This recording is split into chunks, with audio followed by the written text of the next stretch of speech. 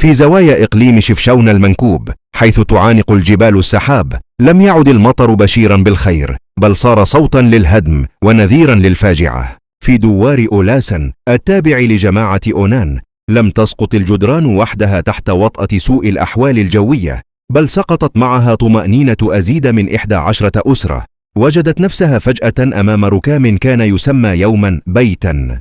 هناك حيث تلتقي قسوة الطبيعة بمرارة الإهمال تحولت ذكريات السنين إلى طين وعجين، ولم يجد السكان من خيار سوى حزم ما تبقى من كرامتهم والرحيل.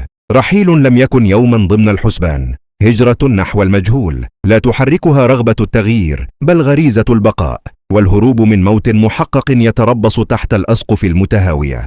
تلك الأسر التي ألفت صمت الجبال وجدت نفسها اليوم في مواجهة صمت من نوع آخر، صمت المؤسسات وصمت القطاعات الحكومية التي غابت تماما عن المشهد، وكأن هذا الجزء من الوطن خارج خارطة الاهتمام. خرجوا في مشهد يدمي القلوب، أطفال يرتجفون من البرد، نساء يلتفتن خلفهن بأسى على جدران كانت تسترهن، وشيوخ أثقلت الكارثة كواهلهم. لم تكن في جعبتهم حقائب بل قطع قماش بالية وما تيسر من ستر، بعدما ابتلع الركام الفراش والملابس والمؤونة ليجدوا أنفسهم في العراء وسط إقليم معزول تنهشه الانهيارات الصخرية وانجرافات التربة التي زادت من عزلة الدوار وقطعت أوصاله عن العالم. وما يبعث الغصة في حلوق هؤلاء المهجرين هو شعورهم باليتم الجماعي داخل وطنهم، فلا جمعيات مدنية مدت يد العون ولا هيئات سياسية أو انتخابية تذكرت وعودها في هذا الظرف العصيب، وحتى الجهات الخيرية غابت عن المنعرجات الوعرة المؤدية إلى أولاسن. لقد تركوا لمصيرهم في رحلة تيه لا وجهة لها، يمشون في طرقات غارقة في الوحل يسوقهم أمل ضعيف في إيجاد مأوى يقيهم قرص الشتاء، بينما تظل أعينهم معلقة بالسماء.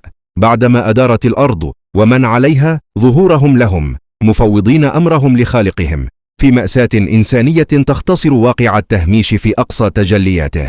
إنها حكاية شعب الجبل، شعب لم يعد يملك حتى حق البقاء فوق أرضه، حيث يختلط عويل الرياح بصرخات الصمت وتتحول فيه الهجرة من القرى إلى رحلة نحو العدم. وبينما تستمر الانهيارات في اتهام ما تبقى من معالم الحياة في جماعة أونان، تواصل هذه الأسر سيرها نحو قدر لا ملامح له، حاملين على أكتافهم خذلان المؤسسات ومودعين ديارهم بدموع تجمدت قبل أن تسيل، ليبقى مصيرهم معلقا بين رحمة الله وقسوة واقع لم يترك لهم مكانا تحت الشمس ولا سقفا يقي مطر الشتاء.